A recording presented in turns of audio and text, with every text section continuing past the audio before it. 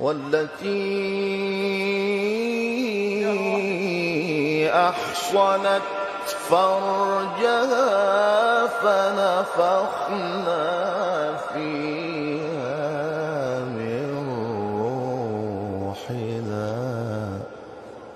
فنفخنا فيها من روحنا وجعلناها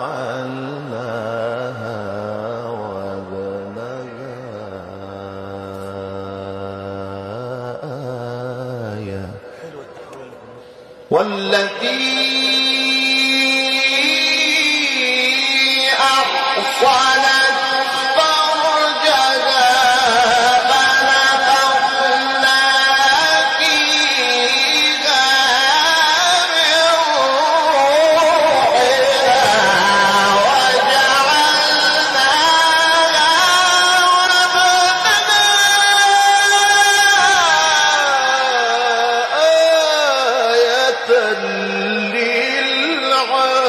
للعالمين.